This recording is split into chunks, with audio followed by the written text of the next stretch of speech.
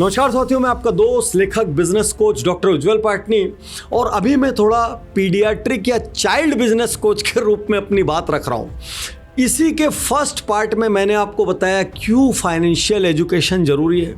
इस बारे में कियोसाकी क्या कहते हैं, वारेन बफे क्या कहते हैं, रोनाल्डो क्या कहते हैं, रॉस क्या कहते हैं, सारी चीज़ें हमने पिछले शो में बताई। और मुझे ये देखकर खुशी हुई, बहुत सारे लोगों ने इस वीडियो के कमेंट में आकर लिखा कि हमने अपने घर में अपने बच्चों को फाइनेंशियल एजुकेशन देना शुरू किया है। आज मैं एक और बात आपसे कह दूं, यदि लोअर क्लास से मिडिल क्लास में आना है तो आपके घर में फाइनेंशियल एजुकेशन शुरू होना चाहिए।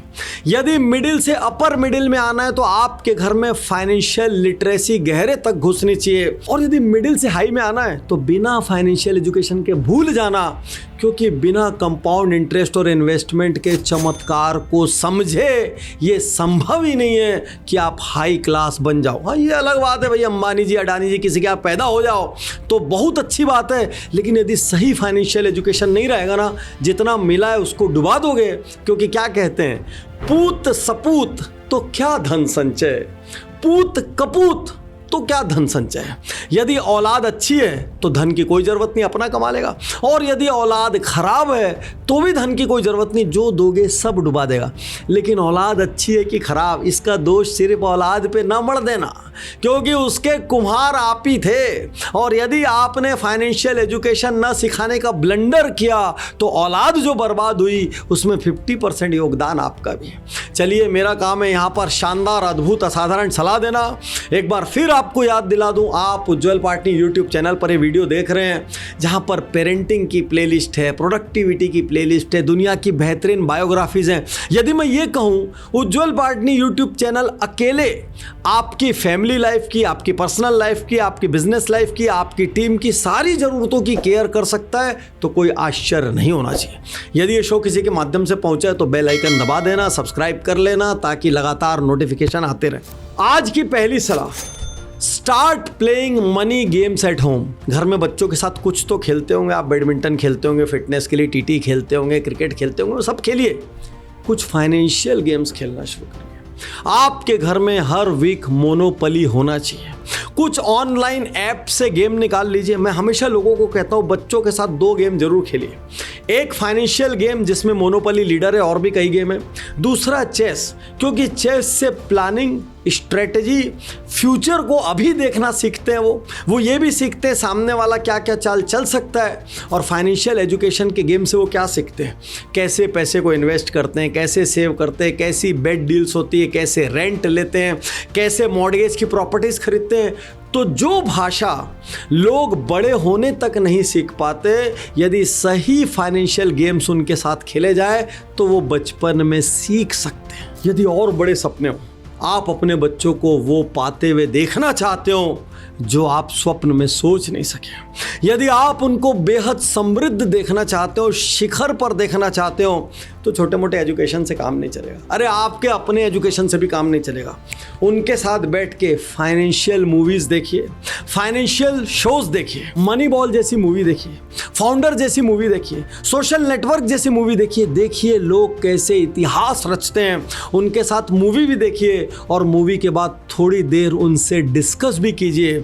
धीरे धीरे उनको पैसे की भाषा समझ आने लगेगी। और सुनो भाई, अमीर होने में कोई बुराई नहीं है। मैं ये मानता हूँ, यदि अच्छा आदमी अमीर होगा उसका पैसा दुनिया के काम आएगा। यदि आप अच्छे हैं, यदि आपका घर अच्छा है, यदि आपके संस्कार अच्छे हैं तो आप पे जिम्मेदारी है, आप दबा के पैसा कमाइए, जम के पैसा कमाइए ताकि आप दुनिया को बेहतर बना सकें। Teach them how to make a budget. कभी घर के महीने का खर्चा उनके हाथ में रख दो और उनको बोलो, इस महीने घर में जितना खर्च होगा सारा पेमेंट तुम करोगे। एक लिस्ट बना लो, बाइक को कितना पैसा जाता है, इलेक्ट्रिसिटी में कितना पैसा जाता है, ड्राइवर को कितना पैसा जाता है, राशन को कितना पैसा जाता है। यदि बच्चे थोड़े से बड़े हैं ना, मिडिल स्कूल और हाई स्कूल में, उनको समझ में आना चाहिए घर में कितना खर्च होता है, कितना पैसा कैसे मूव होता है, महीने के अंत में कितना बचता है या नहीं भी बचता है तो मेरे मम्मी पापा कैसे चलाते हैं। यदि बच्चे बहुत छोटे हों तो उनको 3 जार दे दीजिए और उनको बोलिए जब भी तुमको पॉकेट मनी मिले तुमको बजट बनाना है, और बजट के 3 हेड होंगे। पहला हेड सेविंग, क्योंकि खर्च करने के पहले सेव करने की मेंटेलिटी हो गई, वो आदमी जीत जाएगा। तो भाई यदि तुमको 1000 रुपये महीने भी मिला है तो सेविंग में कितना डाल रहे हो। दूसरा जार स्पेंडिंग, चलो जितना खर्चा करना है स्पेंडिंग के जार में डालो। और तीसरा सबसे महत्वपूर्ण जार जो उसको दिल से बड़ा करेगा, जो उसकी सोच को बड़ा करेगा, जो उसको एक अच्छा इंसान बनाएगा, वो जार है चैरिटी का जार, हेल्प का जार। यदि आपका बच्चा महीने में आपसे 500 या 1000 रुपये पाता है, उसमें वो 50 रुपये या 100 रुपये चैरिटी के जार में डालने लग गया, समझ लेना वो अच्छा इंसान बन गया। क्योंकि उन पैसों को देने के लिए वो जब पात्र को ढूंढेगा, उसको समझ में आएगा दुनिया में लोग कितनी मुश्किलों में जीते हैं, और क्यों मुझे पैसे के लिए, एनवायरनमेंट के लिए, जो कुछ भी मुझे मिला है उस सब के लिए ग्रेटिट्यूड रखना चाहिए, अपने प्रिविलेज को महसूस करना चाहिए, और जीवन को रिस्पॉन्सिबिलिटी से जीना चाहिए। एक गहरी सलाह और देता हूँ, और प्लान के हिसाब से आज के शो में मैंने इसको बोलने का नहीं सोचा था, लेकिन जब भी मैं देश के बड़े घरानों में जाता हूँ, अक्सर वहाँ के अरबपति लोग मुझसे कहते हैं सर हमारे बच्चों को नीड्स और वांट्स के बीच का फ़र्क सिखाइए। और मैं ये बात सोचता हूँ इनको कोई कमी नहीं है पैसे की, उसके बाद भी ये नीड और वांट के जंग को समझते हैं। नीड मतलब क्या, जो ज़रूरी है, जिसके बिना काम नहीं चलेगा, जो राइट है, जो जीवन में जिस लक्ष्य के लिए आगे बढ़ना है उसका एक महत्वपूर्ण हिस्सा है। जैसे मान लीजिए स्कूल की फीस, मान लीजिए करियर में अपग्रेड करने के लिए एक कोर्स, मान लीजिए कोई कॉन्फ्रेंस अटेंड करना, मान लीजिए एक जिम की मेंबरशिप, ये सब कुछ मैंडेटरी है। और वहीं वांट, एक मोबाइल है फिर भी एक और मोबाइल चाहिए, या चूंकि आईफोन का नया वर्जन आ गया तो मैं अब ओल्ड वर्जन कैसे रखूँगा, मुझे नया वर्जन चाहिए।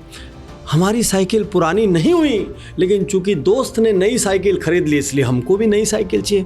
क्लास में सब बच्चे इस ब्रांड की घड़ी पहन के आते हैं, मुझे भी इस ब्रांड की घड़ी चाहिए। मम्मी पिछली बर्थडे पार्टी ना उन्होंने वहाँ पे रखी थी, अपन लोग बहुत हल्की जगह बर्थडे पार्टी करते हैं, ये सब वांट है। तो अपने बच्चों को प्रायोरिटीज डिसाइड करना सिखाइए। नीड और वांट की जंग को सॉल्व करने के लिए, बच्चों को समझाने के लिए वॉरेन बफे एक शानदार तरीका बतलाते हैं। वो कहते हैं अपने बच्चों को एक एक्स अमाउंट कहिए कि मान लो तुमको 1 लाख मिल जाए या 50,000 मिल जाए या 5 लाख मिल जाए, तो कौन सी 5 चीज़ें खरीदना चाहोगे। और देखिए आपके बच्चे लिस्ट में क्या लिखते हैं, और जब वो लिखते हैं उसके बाद आप उनको समझाइए कि ये नीड है कि वांट है।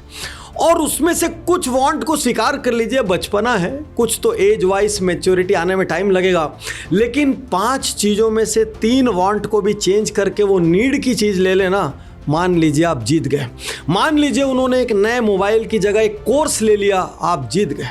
उन्होंने एक पार्टी की जगह जिम की मेंबरशिप ले ली, समझ लीजिए आप जीत गए। उन्होंने एक पिकनिक की जगह उस अमाउंट को चैरिटी करने का निर्णय ले लिया, समझ लीजिए कि आप जीत गए।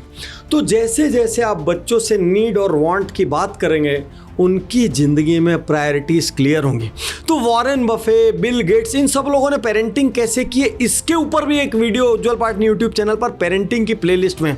मतलब भाई देखो यार, घर में ना पेरेंटिंग का एक कोर्स कर ही डालो, और 0 खर्च में हो रहा है, इसलिए कम से कम कोई बहाना बनाए बिना आज ही से शुरू कर ले। और अब पेरेंटिंग के महायज्ञ की अंतिम आहुति दे लेते हैं, डिलेड ग्रेटिफिकेशन। ये सिद्धांत बड़ों पर भी लागू होता है, ये सिद्धांत छोटों पर भी लागू होता है। कभी कोई चीज़ खरीदने की बहुत इच्छा हो जाए और वो एग्जैक्टली नीड नहीं है, वो वांट है, वो शायद आप अपनी खुशी के लिए ले रहे हैं, आप स्टेटस के लिए ले रहे हैं, इसलिए ले रहे हैं क्योंकि सबके पास वो हो, या इसलिए कि भाई वो मॉडर्न है, होना चाहिए, इसलिए आप ले रहे हैं, लेकिन एग्जैक्टली वो नीड नहीं है। तो आप महज अपने बच्चों से कहिए कि इस निर्णय को हम 15 दिन बाद लेंगे। यदि 15 दिन बाद भी तुमको इसको लेने की इच्छा रही, आप 15 दिन, 1 महीना, 2 महीना, चाहे जो एक टाइम पीरियड अलाउ करिए जो डिले करता हो उस डिसीजन को, और उसके बाद देखिए क्या 15 दिन बाद भी उनका डिजायर उतना ही है, उनकी भूख इतनी है। आप देखेंगे 100 में से 70 बार वो लोग बोलेंगे रहने दीजिए पापा, रहने दीजिए मम्मी, इसकी ज़रूरत नहीं है, उस समय पता नहीं कैसे मूड हो गया था। मैं आप सब से आशा करता हूँ कि आप अद्भुत असाधारण पेरेंट बनेंगे और ऐसे बच्चों को नर्चर करेंगे जिनको देख के बाद में आपको गर्व हो। शुक्रिया, धन्यवाद, थैंक यू। मैं तैयार हूँ।